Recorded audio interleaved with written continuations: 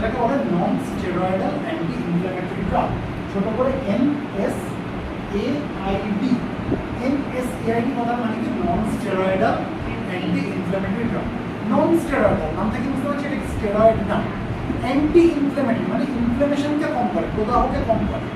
Drug মানে ওষুধ, অর্থাৎ যে ওষুধ ইনফ্ল্যামেশনকে কম করছে কিন্তু সেটা স্টেরয়েড না, তাহলে পরে non steroidal anti inflammatory drug. এর প্রচুর উদাহরণ হচ্ছে, আমরা পরে বলবো, আমি কিন্তু লাউ দিয়ে লিখেছি, এগুলো পরে বলবো। তোমরা বুঝতে হবে যে ইনফ্ল্যামেশন হলে এই ওষুধগুলো কাজ করে। এখানে দুটো প্রসেস, একটা হচ্ছে আমাদের শরীরে নর্মাল একটা প্রসেস চলে, আর একটা হচ্ছে আমরা যখন কোনো ফিজিক্যাল ইনজুরি হয় তখন একটা প্রসেস চলে। তো দুটোকে আমরা আলাদা করলে বুঝতে পারবো কীভাবে হয়। খুব শক্ত জিনিস, সহজ করে বলছি, যদি মনে হয় যে বুঝতে অসুবিধা হচ্ছে আমাকে একটু জিজ্ঞেস করতে হবে। আমাদের যে সেল যেটা থাকে, কোষ যেটা থাকে, কোষের একটা কোষ পর্দা থাকে, আমরা জানি সেল মেমব্রেন থাকে। এই সেল মেমব্রেনের মধ্যে কি থাকে? ফসফোলিপিডস। কি থাকে? ফসফোলিপিডস।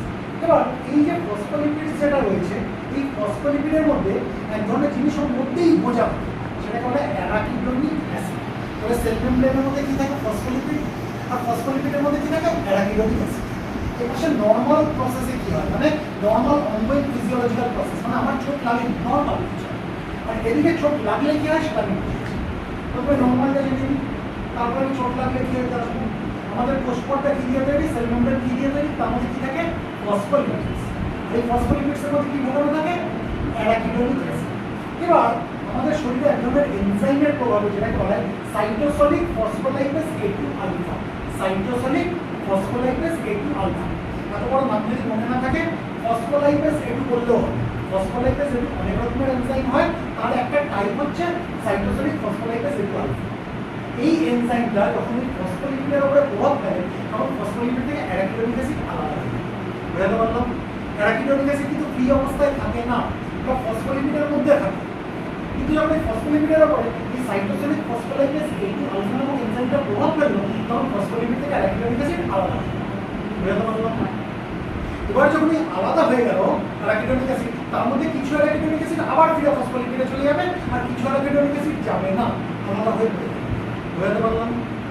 এবার এই যে অ্যারাকিডোনিক অ্যাসিড যেটা আলাদা হলো, এই অ্যারাকিডোনিক অ্যাসিডের উপরে আরেক ধরনের এনজাইম প্রভাব ফেলবে, যেটা বলে সাইক্লোঅক্সিডেজ 1 বা ছোট করে COX-1।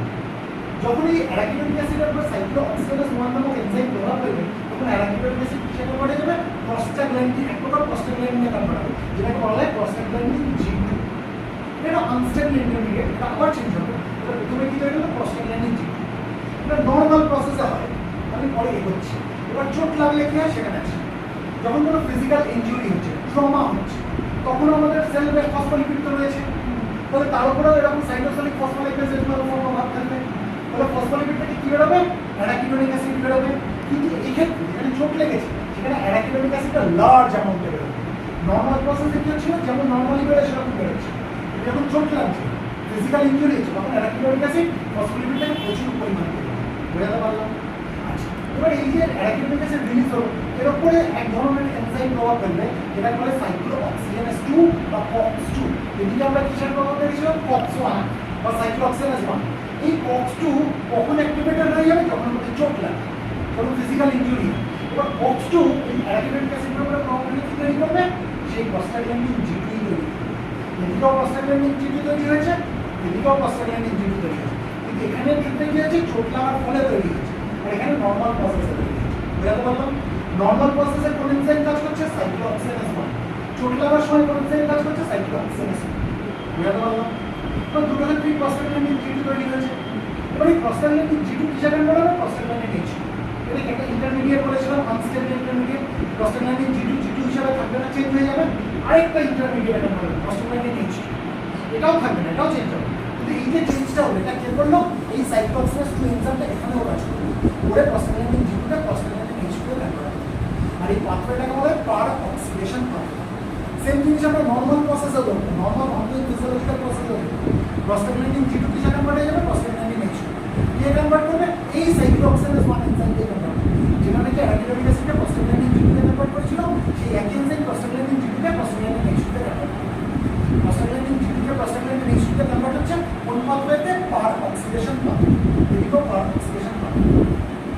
এবার এই যে প্রস্টাগ্ল্যান্ডিন H2 আমি লিখে দিচ্ছি তৈরি হয়ে গেছে, এটাও কিন্তু এক প্রকার ইন্টারমিডিয়েট, এটাও চেঞ্জ হবে। কিসে চেঞ্জ হবে? প্রস্টাগ্ল্যান্ডিন E2 তে চেঞ্জ হবে। কে চেঞ্জ করবে? আরেক প্রকার এনজাইম যেটাকে বলে প্রস্টাগ্ল্যান্ডিন E সিনথেস। এদিকে ব্যথা লাগলে কি হয়? এখানেও প্রস্টাগ্ল্যান্ডিন E সিনথেস কাজ করছে, আর এটা হচ্ছে নর্মাল ফিজিওলজিক্যাল প্রসেস। এখানেও কিন্তু প্রস্টাগ্ল্যান্ডিন E সিনথেস কাজ করছে। ওরে কি তৈরি করছে? প্রস্টাগ্ল্যান্ডিন E2 তে প্রস্টাগ্ল্যান্ডিন E2 তে তৈরি করছে, তাই তো? এবার এদিকেও আমরা প্রস্টাগ্ল্যান্ডিন E2 পেলাম, তাই তো? যেখানে ব্যথা লেগেছে, আর এদিকেও আমরা প্রস্টাগ্ল্যান্ডিন E2 পেলাম, এদিকে ব্যথা নর্মাল প্রসেস। কিন্তু এই দুটো প্রস্টাগ্ল্যান্ডিন E2 কাজের মধ্যে পার্থক্য আছে। কি পার্থক্য? এই প্রস্টাগ্ল্যান্ডিন E2 কোথায় গিয়ে বাইন্ড করবে, কোন রিসেপ্টরে বাইন্ড করবে, তার উপরে ডিপেন্ড করবে এই প্রস্টাগ্ল্যান্ডিন E2 কি কাজ করবে। নর্মাল ফিজিওলজিক্যাল প্রসেসে প্রস্টাগ্ল্যান্ডিন E2 যে রিসেপ্টরগুলোতে বাইন্ড করবে, সেখানে আমরা কোনো ইনফ্লেমেশন হচ্ছে এরকম কাজ পাবো না। আমরা এখানে যে কাজটা পাবো সাইটোপ্রোটেক্ট, মানে কি সেলকে প্রোটেক্ট করার কাজ করবে এই প্রস্টাগ্ল্যান্ডিন E2।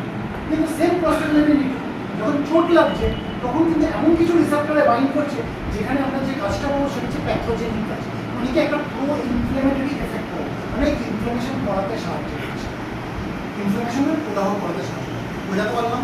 তাহলে প্রথমে দেখি সাইটোপ্রোটেক্টিভ প্রস্টাগ্ল্যান্ডিন কি করে, মানে প্রস্টাগ্ল্যান্ডিন E2 এ বাইন্ড করছে আমাদের স্টমাকে EP3 রিসেপ্টর। EP3 রিসেপ্টর আমাদের স্টমাকের মধ্যে এখানে বাইন্ড করছে। এখানে বাইন্ড করলে কি হবে? গ্যাস্ট্রিক সিক্রেশন কমে যাবে, ঠিক আছে? এবার গ্যাস্ট্রিক সিক্রেশন যদি বেড়ে যাবে কি হবে? অ্যাসিড খেয়ে নিত জায়গাটা আলসার হতো, তাহলে গ্যাস্ট্রিক সিক্রেশন কমিয়ে দেওয়া মানে আলসারের চান্স কমে গেল, তাহলে সেলকে প্রোটেক্ট করছে। মিউকাস সিক্রেশন আর বাইকার্বনেট সিক্রেশনকে বাড়িয়ে দিচ্ছে, তাহলে বাইকার্বনেট বাড়ছে মানে কি ক্ষার বেড়ে যাচ্ছে, তাহলে অ্যাসিডের প্রভাব কমবে, তাহলে আলসার হওয়ার চান্সেস কমছে। মিউকাস সিক্রেশন বাড়িয়ে দিচ্ছে মানে একটা প্রোটেকশন দিচ্ছে। বুঝতে পারলো? তাহলে যখন এই প্রস্টাগ্ল্যান্ডিন E2 স্টমাকের EP3 রিসেপ্টরে বাইন্ড করছে, তখন কিন্তু আমরা সেলটাকে প্রোটেক্ট করার একটা প্রপার্টি দেখতে পাচ্ছি। যেখানে গ্যাস্ট্রিক সিক্রেশন কমে যাচ্ছে, কিন্তু মিউকাস সিক্রেশন আর বাইকার্বনেট সিক্রেশন বেড়ে যাচ্ছে। আবার এই প্রস্টাগ্ল্যান্ডিন E2 আমাদের গ্যাস্ট্রোইন্টেস্টিনাল মিউকাসা যেটা রয়েছে, সেখানে EP4 রিসেপ্টরও বাইন্ড করছে।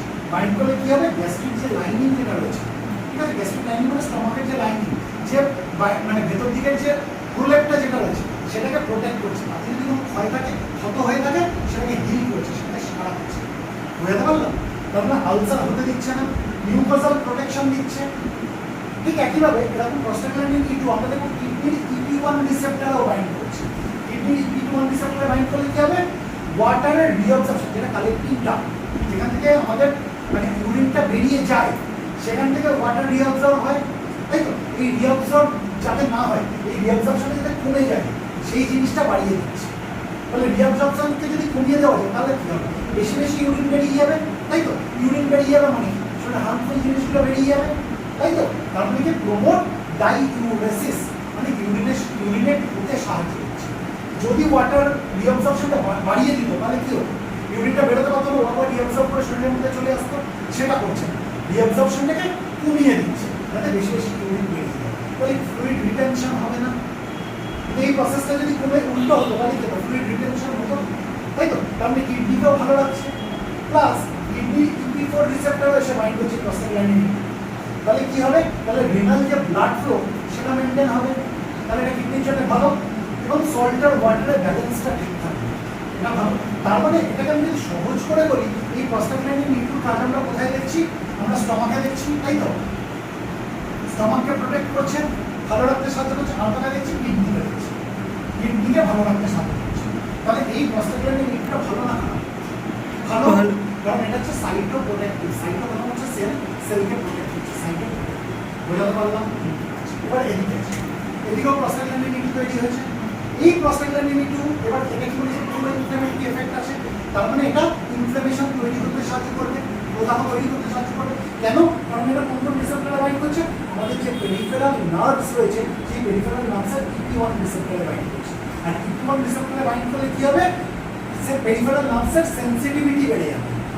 সেন্সিটিভিটি বেড়ে যাওয়া মানে আমরা ব্যথা বেদনাটা বেশি মানে ফিল করবো। আবার এই প্রস্টাগ্ল্যান্ডিন EP2 রিসেপ্টর, যেটা ব্লাড ভেসেলের যে EP2 রিসেপ্টর আছে, সেখানে বাইন্ড করছে, তাহলে কি হচ্ছে? ভ্যাসোডাইলেশন হচ্ছে। ভ্যাসোডাইলেশন হচ্ছে, সঙ্গে কি হচ্ছে? সেখানে ইনফ্লেমেশন হচ্ছে, প্রদাহ হচ্ছে, এবং ইডিমা হচ্ছে। ইডিমা মানে সোয়েলিং হয়ে যাওয়া, ঠিক আছে, ফুলে যাওয়া, ইডিমা হচ্ছে। আর যেটা সব থেকে ইম্পর্টেন্ট, এই প্রস্টাগ্ল্যান্ডিন E2 যে ইনজিওর টিস্যুর যে ইমিউন সেল যেগুলো রয়েছে, সেই ইমিউন সেলের EP4 রিসেপ্টরে গিয়ে বাইন্ড করছে। তাহলে বাইন্ড করলে কি হবে? কিছু ইনফ্ল্যামেটরি মিডিয়েটরস রিলিজ হবে। কিছু প্রদাহ করতে পারে এরকম কিছু মিডিয়েটরকে রিলিজ করবে, যার কারণে কি হবে ইনফ্ল্যামেটরি রেসপন্স দেখাবে। This will contribute to inflammatory response. তার মানে এটাকে আমি যদি সহজ করে বলি, আমি যদি এত রিসেপ্টরের কচকচানির মধ্যে না যাই, এই প্রস্টাগ্ল্যান্ডিন E2 যেটা COX-2 পাথওয়েতে হয়েছে এর সাথে কিসের সম্পর্ক? এর সাথে ইনফ্ল্যামেশনের সম্পর্ক, তাই তো? তার মানে যত বেশি এই প্রস্টাগ্ল্যান্ডিন E2 তৈরি হবে তত বেশি ইনফ্ল্যামেশন তৈরি হবে, তাই তো? আর যত বেশি এই প্রস্টাগ্ল্যান্ডিন E2 তৈরি হবে তত বেশি আমাদের স্টমাকার কিডনি হবে। এই অবধি আমরা বুঝলাম। তাহলে এবার আমার চোট লেগেছে, আমার কোন প্রস্টাগ্ল্যান্ডিন বেশি তৈরি হবে? চোট লেগেছে, প্রস্টাগ্ল্যান্ডিন E2 এই পাশেরটা না প্রস্টাগ্ল্যান্ডিন E2? অর্থাৎ সাইটোপ্রোটেক্টিভ প্রস্টাগ্ল্যান্ডিন বেশি তৈরি হবে নাকি আমার এই প্যাথোজেনিক প্রস্টাগ্ল্যান্ডিন বেশি তৈরি হবে? প্যাথোজেনিক। তাহলে আমাকে যদি এই ইনফ্ল্যামেশনকে কম করতে হয়, আমার কোন প্রস্টাগ্ল্যান্ডিনের তৈরিকে আটকাতে হবে? এই দিকে বোঝাতে পারলাম? এবার আমরা যে ব্যথার ওষুধ খাই non steroidal anti inflammatory drug, এরা কি করে? এরা এই সাইক্লোঅক্সিজেনেজ এনজাইম যেটা বলবো COX-1 আর COX-2, এই সাইক্লোঅক্সিজেনেজ এনজাইমকে আটকায়। বোঝাতে পারলাম? তাহলে এই সাইক্লোঅক্সিজেনেজ এনজাইম যদি ইনহিবিটেড হয়ে যায়, আমি ধরলাম যদি COX-2 এনজাইম ইনহিবিটেড হয়ে যায়, তাহলে এই পাথওয়েটা বন্ধ হয়ে গেল। তাহলে এই যে প্রস্টাগ্ল্যান্ডিন, যেটা pathogenic prostaglandin, pathogenic prostaglandin E2 যেটা, সেটা কি তৈরি হবে? হবে না। ফলে ইনফ্ল্যামেশন কন্ট্রোল হবে। কিন্তু মজার ব্যাপার হচ্ছে ব্যথার ওষুধ যেগুলো রয়েছে, যেমন আমি যদি নাম বলি আইবুপ্রোফেন, ডাইক্লোফেন, আইবুপ্রোফেন, ন্যাপথলিন, ইবুপ্রোফেন, এরা না সিলেক্ট করতে পারে না যে আমি কোন কক্সটাকে ইনহিবিট করব। ওরা COX-1 কেও ইনহিবিট করে দেয়, COX-2 কেও ইনহিবিট করে দেয়। সেই জন্য এই ধরনের ওষুধকে কি বলা হয়? নন সিলেক্টিভ COX ইনহিবিটর। মানে এরা COX-1 আর COX-2 দুজনকে ইনহিবিট করে দিচ্ছে। COX-2 কে ইনহিবিট করছে তো ভালো, তাহলে কি হবে? এই যে খারাপ যে প্রস্টাগ্ল্যান্ডিন, প্যাথোজেনিক প্রস্টাগ্ল্যান্ডিন, সেটা তৈরি হচ্ছে না, তাই তো? তার জন্য কি ইনফ্ল্যামেশন হচ্ছে না? বোঝাতে পারছি? প্রদাহ হচ্ছে না, ব্যথা বেদনা হচ্ছে। কিন্তু তার পাশাপাশি যখন এই COX-1 কেও সে ইনহিবিট করে দিচ্ছে, তাহলে তো গুড প্রস্টাগ্ল্যান্ডিন যেটা, সাইটোপ্রোটেক্টিভ প্রস্টাগ্ল্যান্ডিন যেটা, সেটাও তো তৈরি হচ্ছে না। তাহলে কি হবে? স্টমাকের ক্ষতি হবে, কিডনির ক্ষতি হবে। এই জন্য বলে ব্যথার ওষুধ বেশি খেতে নেই, পেটে আলসার হয়। কেন? কারণ প্রস্টাগ্ল্যান্ডিন ইনহিবিট হয়ে যাচ্ছে, এটা ভালো, কারণ ও সাইক্লোঅক্সিজেনেজ 2 কে ইনহিবিট করছে, এটা ভালো, এই প্রস্টাগ্ল্যান্ডিন ইনহিবিট হয়ে। তার পাশাপাশি ব্যথার ওষুধ কি করছে? সাইক্লোঅক্সিজেনেজ 1 কেও ইনহিবিট করে দিচ্ছে। এই ভালো প্রস্টাগ্ল্যান্ডিন যেটা, যেটা স্টমাক আর কিডনিকে প্রোটেক্ট করছিল, সেটাও তৈরি হচ্ছে না। সেই জন্য স্টমাক আলসার হবে, কিডনিটা নষ্ট হবে। বোঝাতে পারলাম? মানে আমি যদি আইবুপ্রোফেন, ডাইক্লোফেন, ইবুপ্রোফেন, ন্যাপথলিন, ইবুপ্রোফেন খাই, এগুলোকে বলা হয় নন সিলেক্টিভ COX ইনহিবিটর। এরা কোন COX কে ইনহিবিট করছে সিলেক্ট করতে পারছে না, এরা দুজনকে ইনহিবিট করে দিচ্ছে, COX-1 আর COX-2 দুজনকে ইনহিবিট করে দিচ্ছে। ঠিক আছে? আরেক ধরনের ওষুধ আছে, এটাকে বলা হচ্ছে selective COX inhibitor. Selective COX inhibitor গুলো এইগুলো: সিলেকক্সিব, ইটোরিকক্সিব, রফিকক্সিব, ব্যালিকক্সিব। এরা কি করছে? এরা সিলেক্ট করে খালি COX-2 কে ইনহিবিট করছে, COX-1 কে নেগলিজেবল অ্যামাউন্ট ইনহিবিট করছে। সেটা মানে না ধরলেই চলে। মেন কোনটাকে ইনহিবিট করছে? সাইক্লোঅক্সিজেনেজ 2, COX-2 কে ইনহিবিট করছে। তাহলে এটা ভালো না? আপেক্ষিকভাবে মনে হচ্ছে ভালো। কেন পুরোটা ভালো না আমি পরে আসছি। আপেক্ষিকভাবে কি মনে হচ্ছে? COX-2 ইনহিবিটেড হয়ে যাচ্ছে।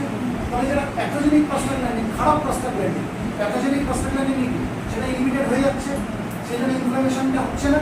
কিন্তু COX-1 এসে সেইভাবে হাত দিচ্ছে না। তাহলে ভালো প্রস্টাগ্ল্যান্ডিন যেটা, সেটা তো তৈরি হচ্ছে। তাহলে স্টমাক আর কিডনি ভালো থাকবে। এই অবধি একদম। কিন্তু now that is a twist in the story. কেন টুইস্ট? কারণ এই যে প্রস্টাগ্ল্যান্ডিন H2 থেকে যে প্রস্টাগ্ল্যান্ডিন E2 তৈরি হয়েছে, এটা তো একটা পাত্র। এছাড়াও আরেকটা পাত্র আছে, এটা হচ্ছে এই প্রস্টাগ্ল্যান্ডিন H2 থেকে থ্রম্বক্সিন A2 বলে আরেকটা জিনিস তৈরি। ঠিক আছে? এই থ্রম্বক্সিন A2টা তৈরি করতে কে সাহায্য করে? প্রস্টাগ্ল্যান্ডিন H2 এর উপরে এক ধরনের এনজাইম প্রভাব পড়ে, যেটা বলে থ্রম্বক্সিন A সিনথেস। এই এনজাইমের প্রভাবে প্রস্টাগ্ল্যান্ডিন H2 থ্রম্বক্সিন A2 তৈরি করে। আর এই থ্রম্বক্সিন A2 হচ্ছে ডেঞ্জারাস। কেন ডেঞ্জারাস? এটা হচ্ছে পোটেন্ট ভ্যাসোকনস্ট্রিক্টর। এটা ব্লাড ভেসেলকে চিকিৎসা দেবে, কনস্ট্রিক্ট করে দেবে। বুঝতে পারলাম? তাহলে ব্লাড ফ্লো হতে অসুবিধা হবে। পাশাপাশি এরা কি করবে? থ্রম্বাস তৈরি করবে। থ্রম্বাস হচ্ছে ব্লাড ক্লট তৈরি করবে। এবার যদি ব্লাড ক্লট তৈরি করবে, একে তো ভ্যাসোকনস্ট্রিকশন করে দিয়েছে, ব্লাড ভেসেল চিপসে গেছে, আবার তার মধ্যে একটা কিছু গুটির মতো কিছু ক্লট বানিয়ে দিয়েছে। তাহলে কি হবে? রক্ত ঠিকভাবে পৌঁছাতে পারবে না জায়গায়, তাই তো? হার্টে যদি রক্ত না পৌঁছাতে পারে ঠিকঠাক হবে, রক্ত যদি না পৌঁছাতে পারে হার্টে ঠিকঠাক অক্সিজেন পৌঁছাচ্ছে না তার সঙ্গে, তাই তো? তাহলে মায়োকার্ডিয়াল ইনফার্কশন হতে পারে, যেটাকে আমরা হার্ট অ্যাটাক বলি, তার চান্সেস বেড়ে গেল। ব্রেনে যদি রক্ত ঠিক করে পৌঁছাতে না পারে, স্ট্রোকের চান্স বেড়ে গেল। তার মানে কার্ডিওভাস্কুলার রিস্ক বাড়িয়ে দিচ্ছে। তাহলে আমি যদি কক্সনকে ইনহিবিট না করি তাহলে আমার থ্রম্বোক্সিন নেটওয়ার্ক তো তৈরি হয়ে যাচ্ছে, তাই তো? তাহলে এটা হওয়াটা তো ডেঞ্জারাস, তাহলে এটাকে বন্ধ করতে হবে। তাহলে এই যে এই ধরনের ওষুধগুলো আমি বলেছিলাম যেটা সিলেক্টিভ কক্স ইনহিবিটর, তারা তো কক্সনকে ইনহিবিট করছে না, তাহলে তো থ্রম্বোক্সিন নেটওয়ার্ক তৈরি হচ্ছে। তাহলে এই ধরনের ওষুধে কি দেখবো আমরা? কার্ডিওভাস্কুলার রিস্ক বেশি, বুঝতে পারলাম? কারণ এখানে কি হবে? মায়োকার্ডিয়াল ইনফারকশন হওয়ার চান্সেস বেশি, স্ট্রোক হওয়ার চান্সেস বেশি।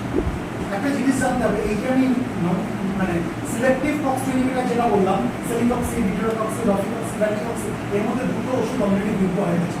এই রফিটক্সিন বা ভ্যাটিটক্সিন, রফিটক্সিন 2004-এ বিজ্ঞ হয়েছে আর ভ্যাটিটক্সিন 2005-এ বিজ্ঞ হয়েছে। কেন?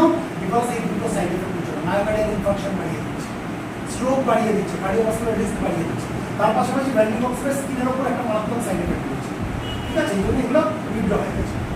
এবার যে ধরনের ব্যথার ওষুধ এনএসআইডি নিয়ে আলোচনা করবো, এদেরকে বলে প্রেফারেন্সিয়াল কক্স ইনহিবিটর। প্রেফারেন্সিয়াল মানে নিমোসোলাইড, ইটোডোলাক, সাইক্লোফেনাক, এরা প্রেফারেন্সিয়াল মানে কি? এরা কক্স-2 বেশি বেশি ইনহিবিট করবে, প্রেফার করে ইনহিবিট করবে, কিন্তু তার মানে এটা হচ্ছে কক্স-1 সে ইনহিবিট করবে না। এবার কক্স-2 বেশি বেশি ইনহিবিট হলে কি হবে? তাহলে এই যে প্যাথোজেনিক যে প্রস্টাগ্ল্যান্ডিন সেটা ইনহিবিটেড হয়ে গেল, ইনফ্লামেশন কমে গেল। এর পাশাপাশি কক্সন তো কিছু ইনহিবিট হলো, ঠিক আছে? তার জন্য হয়তো আবার সাইটোপ্রোটেক্টিভ প্রস্টাগ্ল্যান্ডিন কিছুটা ইনহিবিট হলো, এই ততটাও হলো না যতটা এদের মধ্যে নন সিলেক্টিভ কক্স ইনহিবিটর হচ্ছে। কিছুটা স্টমাকার কিডনির ক্ষতি করবে, কিন্তু অতটাও হবে। কিন্তু যেটা অ্যাডভান্টেজ সেটা হচ্ছে থ্রম্বোক্সিন নেটওয়ার্ক সেবা করে দিচ্ছে, সেই জন্য কার্ডিওভাস্কুলার রিস্ক যেটা সেটা কিন্তু অনেকটা কমে গেল এই সিলেক্টিভ কক্স ইনহিবিটর। বোঝাতে পারলাম?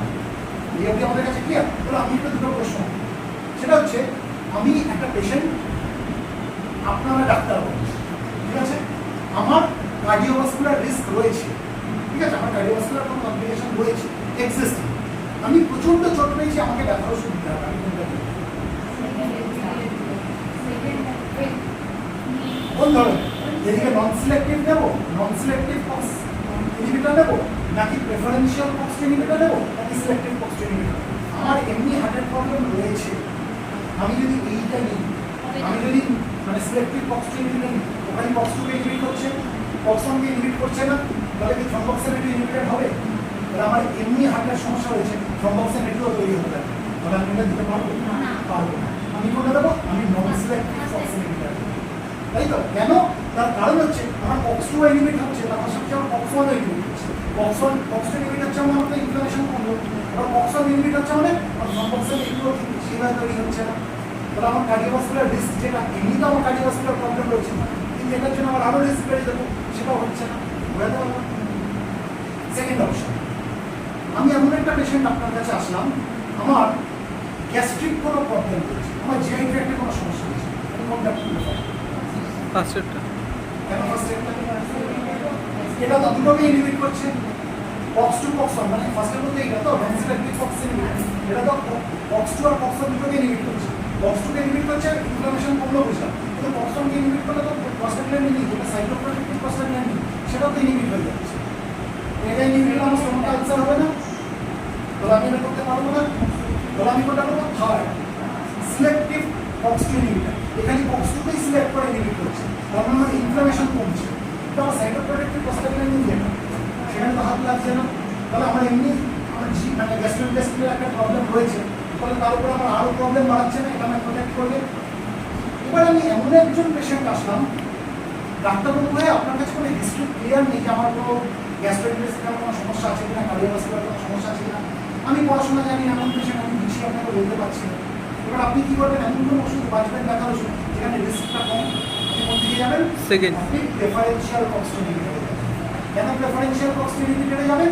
কারণ এটা প্রেফার করছে কক্স-2কে ইনহিবিট করছে, প্রেফার করে কক্স-2কে ইনহিবিট করছে, তার পাশাপাশি কিছুটা কক্স-1কেও করছে।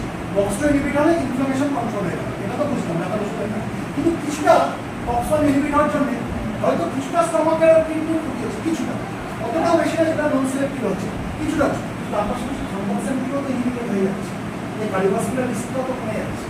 তাহলে সেফটি প্রোফাইল আমি যদি দেখি, সেফটি প্রোফাইল হচ্ছে প্রেফারেন্সিয়াল কক্স ইনহিবিটর এবং নিমোসোলাইড ইটোডোলাক অ্যাসিড। বোঝাতে পারবো? এখানে একটা জিনিস একটু বলে দিই, এই থ্রম্বোক্সিন এটি যে কাজটা করে, এই কাজটার উল্টো কাজ করা আরেকটা জিনিস হচ্ছে প্রস্টাসাইক্লিন, ঠিক আছে? কেন? কারণ এই প্রস্টাগ্ল্যান্ডিন H2 প্রস্টাসাইক্লিন সিনথেসিসে এক ধরনের এনজাইম প্রভাব ফেলে তাহলে কি তৈরি করে প্রস্টাসাইক্লিন, যার অনেক নাম হচ্ছে প্রস্টাগ্ল্যান্ডিন। এই কি করছে ঠিক থ্রম্বোক্সাইলিন যে কাজটা করছে তার উল্টো কাজ করে কিছুটা ব্যালেন্স করার চেষ্টা করছে। থ্রম্বোক্সাইলিন কি প্রোটেক্ট ভ্যাসোকনস্ট্রিক্টর, ব্লাড ভেসেলকে কনস্ট্রিক্ট করে দিচ্ছে, চিপসে দিচ্ছে। এই কি করছে ভ্যাসোডাইলেট, ব্লাড ভেসেলকে খুলে দিচ্ছে, ডাইলেট করে দিচ্ছে যাতে ব্লাড ফ্লোটা ঠিক করে হতে পারে। এটার জন্য কি হচ্ছে ব্লাড ফ্লো ঠিকভাবে হচ্ছিল না, কনস্ট্রিক্ট হয়ে যাচ্ছে, এটার জন্য ব্লাড ফ্লো ঠিক করতে হবে। থ্রম্বোক্সাইলিন কি করছিল থ্রম্বাস তৈরি করছিল, ব্লাড ক্লট তৈরি করে দিচ্ছে, তাহলে ব্লাড ভেসেল ছোট ছোট ব্লাড ভেসেল ব্লক হয়ে যেতে পারে। এই কি করছে অ্যান্টি থ্রম্বোটিক এফেক্ট করছে প্রস্টাসাইক্লিন। তাহলে কি হবে এর উল্টো কাজ করছে, থ্রম্বাস তৈরি হতে দেবে না। বুঝাতে পারলাম? তার মানে এই পুরো জিনিসটা হচ্ছে mechanism of action of non steroidal anti inflammatory drug. এরা কি করছে, এদের একটাই কাজ, এরা হচ্ছে যে ইনফ্লামেশনকে কন্ট্রোল করছে। এবার এই ব্যথার ওষুধ তিন রকমের হতে পারে, তিনটে ক্লাসে হতে পারে। একটা হচ্ছে নন সিলেক্টিভ কক্স ইনহিবিটর, এটা হচ্ছে সিলেক্টিভ কক্স ইনহিবিটর, এটা হচ্ছে প্রেফারেন্সিয়াল কক্স ইনহিবিটর। এবার আমার কাছে যদি কোনো পেশেন্ট আসে যার কার্ডিওভাস্কুলার কমপ্লিকেশন রয়েছে, আমি জানি তাকে যদি ব্যথার ওষুধ দিতে হয় তখন কোন ব্যথার ওষুধে যাবো, আমি নন সিলেক্টিভ কক্স ইনহিবিটরে যাবো। তার কার্ডিওভাস্কুলার কমপ্লিকেশন রয়েছে যাতে থ্রম্বোক্সাইলিনটা তৈরি না হয়, আমি নন সিলেক্টিভে যাবো। আমার কাছে যদি কোনো পেশেন্ট আসে যার গ্যাস্ট্রোইন্টেস্টিনাল কোনো প্রবলেম রয়েছে তাহলে আমি কোথায় যাবো, সিলেক্টিভ কক্স ইনহিবিটরে যাবো। সিলেক্টিভ কক্স ইনহিবিটর কেন, যাতে এই প্রস্টাগ্ল্যান্ডিন কি যেটা সাইটোপ্রোটেক্টিভ সেটা যাতে কোনোভাবে ইনহিবিট না হয়। বুঝতে পারলাম? আর আমার কাছে যদি পুরো কনসেপ্টটা ক্লিয়ার না থাকে, আমি যদি একটা সেফটি প্রোফাইল মেনটেন করে কোনো একটা ব্যথার ওষুধ দিতে চাই, আমার কাছে পেশেন্টের হিস্ট্রি ক্লিয়ার নেই, তাহলে আমি কোথায় যাবো, প্রেফারেন্সিয়াল কক্স ইনহিবিটরে যাবো। বুঝতে পারলাম? বুঝতে পারলাম? তাহলে এই কনসেপ্টটা আশা করি আপনার কাছে ক্লিয়ার। তাহলে এতক্ষণের আলোচনা আমরা যেটা বুঝলাম ওটাকে আমি যদি একদম নাট সেলে নিয়ে আসি, ছোট করে নিয়ে আসি, আমরা কি বললাম একটু পার্টিসিপেশন থাকে। আমাদের যে সেল যেটা থাকে, সেলের যে মেমব্রেন যেটা তৈরি, এই মেমব্রেনটার মধ্যে কি থাকে, ফসফোলিপিডস, তাই তো? তাহলে আমি লিখি সেল মেমব্রেনের মধ্যে কি থাকে, ফসফোলিপিডস। ফসফোলিপিডস মানে ফসফোলিপিডসের মধ্যে কি ঢোকানো থাকে, অ্যারাকিডোনিক অ্যাসিড। ঠিক আছে, এবার এই ফসফোলিপিডের মধ্যে আমি কি বলেছি এক ধরনের এনজাইমের প্রভাব পড়ে। সেই এনজাইমটার নাম কি, সহজ করে বললে ফসফোলাইপেজ A2, আর একটু কঠিন করে বললে সাইটোসোলিক ফসফোলাইপেজ A2 আলফা। তাহলে আমি সহজটাই লিখি, ফসফোলাইপেজ A2। ফসফোলাইপেজ A2 অনেক রকমের এনজাইম হয়, ঠিক আছে? এই ক্লাসের মধ্যে অনেক রকমের এনজাইম করে, যার একটা বিশেষ ধরন হচ্ছে সাইটোসোলিক ফসফোলাইপেজ A2 আলফা। সেটাই অ্যাকচুয়ালি ফসফোলিপিডের উপরে প্রভাব ফেলে। আমি লিখি ফসফোলিপিড থেকে অ্যারাকিডোনিক অ্যাসিড আলাদা হয়। এবার যে অ্যারাকিডোনিক অ্যাসিড আলাদা হলো, কিছু অ্যারাকিডোনিক আবার ঘুরে ফসফোলিপিডে চলে যায়, আর কিছু আলাদাই হয়ে যায়। ঠিক আছে, তাহলে অ্যারাকিডোনিক অ্যাসিড আলাদা হয়। এবার এই অ্যারাকিডোনিক অ্যাসিডের উপর আমি কি বলেছি, দু রকমের এনজাইমের প্রভাব। অ্যাকচুয়ালি তিন রকম করে, সেটা আমরা নিয়ে আলোচনা করি, লাইপোঅক্সিডেজ ও আলাদা রকমের এনজাইম থাকে, ওটা এখন করি, ওটা পরে করি। আপাতত আমরা কি নিয়ে পড়ছি, কক্স1 আর কক্স2। কক্স1 এনজাইম অর্থাৎ সাইক্লোঅক্সিজেনেজ 1, আর এটা হচ্ছে কক্স2 অর্থাৎ সাইক্লোঅক্সিজেনেজ 2। ঠিক আছে, এবার কক্স1 দেখি, যেটা নর্মাল প্রসেস সেখানে আমরা কক্স1 দেখবো, আর যেখানে আমাদের ফিজিক্যাল ইনজুরি হচ্ছে, ব্যথা লাগছে, যেখানে চোট লেগেছে, আঘাত লেগেছে, সেখানে কক্স2 প্রভাব দেবে। ঠিক আছে, এবার কক্স1 হোক বা কক্স2 যখন অ্যারাকিডোনিক অ্যাসিডের উপরে প্রভাব ফেলে তখন কি তৈরি হয়, প্রস্টাগ্ল্যান্ডিন তৈরি হয়। ঠিক আছে, প্রথম যে প্রস্টাগ্ল্যান্ডিনটা তৈরি হয় সেটা কি, প্রস্টাগ্ল্যান্ডিন G2। প্রস্টাগ্ল্যান্ডিন G2, ঠিক আছে, এদিকেও তৈরি হবে, এদিকেও তৈরি হবে, মানে চোট লাগলেও তৈরি হবে, চোট না লাগলেও তৈরি হবে। চোট লাগলে কি, প্রচুর পরিমাণে অ্যারাকিডোনিক অ্যাসিড বেরোচ্ছে, তখন কক্স2 কি হয়ে যাচ্ছে, অ্যাক্টিভেট হয়ে যাচ্ছে, কক্স2 প্রভাব প্রস্টাগ্ল্যান্ডিন G2 তৈরি হচ্ছে। আর যখন নর্মাল প্রসেস তখন কক্স1 এর প্রভাব প্রস্টাগ্ল্যান্ডিন G2 তৈরি হচ্ছে। এবার এই প্রস্টাগ্ল্যান্ডিন G2 আবার কক্স1 প্রভাব ফেলবে এদিকে, এদিকে প্রস্টাগ্ল্যান্ডিন G2 আবার কক্স2 প্রভাব ফেলবে, তাই তো? যে পাথওয়েতে প্রভাব ফেলবে সেটাকে কি বলে, পার অক্সিডেশন পাথওয়ে। তার মানে এটাও পার অক্সিডেশন পাথওয়ে, এটাও পার অক্সিডেশন পাথওয়ে। আমি মাঝখানে লিখে দিচ্ছি পার অক্সিডেশন পাথওয়ে। এবার এই পার অক্সিডেশন পাথওয়েতে এখানে কক্স1 এর প্রভাবে আর এখানে কক্স2 এর প্রভাবে প্রস্টাগ্ল্যান্ডিন কিসে কনভার্ট হবে, ভেরি প্রস্টাগ্ল্যান্ডিন H2 তে কনভার্ট হবে। এই অবধি আমি শিখে গেছি, প্রস্টাগ্ল্যান্ডিন H2 তে কনভার্ট হবে। এবার এই প্রস্টাগ্ল্যান্ডিন G2 তে যেমন আনস্টেবল একটা ইন্টারমিডিয়েট ছিল, প্রস্টাগ্ল্যান্ডিন H2 একটা ইন্টারমিডিয়েট, এটাও কনভার্ট হয়ে যাবে। কিসে কনভার্ট হবে, প্রস্টাগ্ল্যান্ডিন E2 তে কনভার্ট হবে। Prostaglandin E2। এবার কে কনভার্ট করবে, এখানে এক প্রকার এনজাইমের প্রভাব পাবো, যেটার নাম হচ্ছে প্রস্টাগ্ল্যান্ডিন ই সিনথেজ। ঠিক আছে, এদিকেও তাই দেখবো, প্রস্টাগ্ল্যান্ডিন ই সিনথেজ এর প্রভাবে কি হবে, প্রস্টাগ্ল্যান্ডিন H2 প্রস্টাগ্ল্যান্ডিন E2 তে কনভার্ট হবে। এবার আমি যদি অত রিসেপ্টরের কচাকচিতে না যাই, একটা জিনিস আমার কাছে ক্লিয়ার, এই COX-2 পাথওয়েতে যে প্রস্টাগ্ল্যান্ডিন E2 যেটা তৈরি হচ্ছে, এটার প্রভাবে কি হবে, ইনফ্ল্যামেশন হবে। তাই এটাকে বলা হচ্ছে প্যাথোজেনিক প্রস্টাগ্ল্যান্ডিন। এটাকে কি বলা হচ্ছে, প্যাথোজেনিক প্রস্টাগ্ল্যান্ডিন। প্যাথোজেনিক অর্থাৎ এর মধ্যে আমরা প্রো ইনফ্ল্যামেটরি এফেক্ট দেখতে পাবো।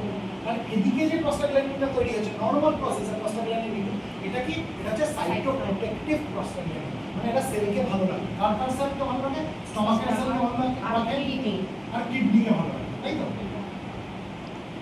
তাহলে এটা কি বলা হচ্ছে, সাইটোপ্রোটেক্টিভ প্রস্টাগ্ল্যান্ডিন। বুঝতে পারলাম?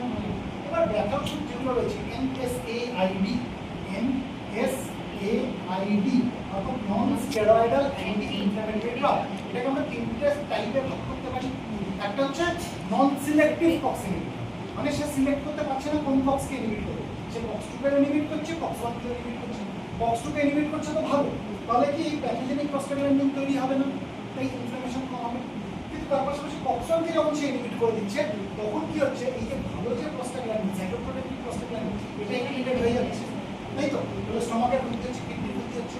এই জন্য বলা হয় যে ব্যথার ওষুধ বেশি খাবেন না, পেটে আলসার হবে, তাই তো? ব্যথার ওষুধ বেশি খাবেন না, কিডনিটা নষ্ট হবে, এটা হচ্ছে তার ব্যাপার।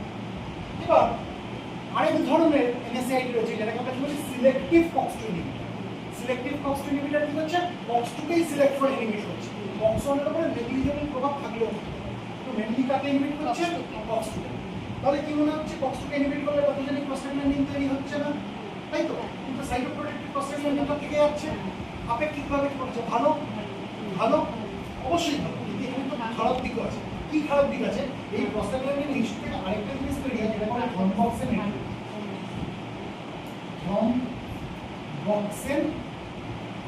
A2। এইটা ডেঞ্জারাস, ঠিক আছে? থ্রম্বক্সিন A সিনথেস বলে একটা এনজাইমের প্রভাবে থ্রম্বক্সিন A সিনথেস এর প্রভাবে কি করে, থ্রম্বক্সিন A2।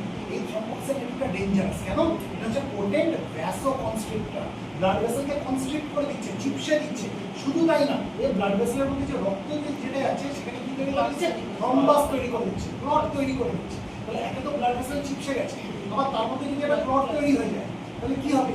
তাহলে এমন হতে পারে যে হার্টে ঠিকঠাক রক্তটা পৌঁছালো না, ব্রেনে ঠিকঠাক রক্তটা পৌঁছালো না, তাহলে কার্ডিওভাস্কুলার রিস্ক বেড়ে গেল, তাই তো? মায়োকার্ডিয়াল ইনফার্কশনের রিস্ক বেড়ে গেল, মায়োকার্ডিয়াল ইনফার্কশন মানে হার্ট অ্যাটাক, তাই তো? স্ট্রোকের রিস্ক বেড়ে গেল। তাহলে এই থ্রম্বক্সিন A2টা তৈরি হওয়া উচিত না। এবার আমি যখন সিলেক্টিভ COX-2 ইনহিবিটর দিচ্ছি, যেখানে COX-2 কে ইনহিবিট করছে, এতক্ষণ তো মনে হচ্ছিল ভালো, কারণ এই প্যাথোজেনিক প্রস্টাগ্ল্যান্ডিন তৈরি হচ্ছে না, ঠিক আছে?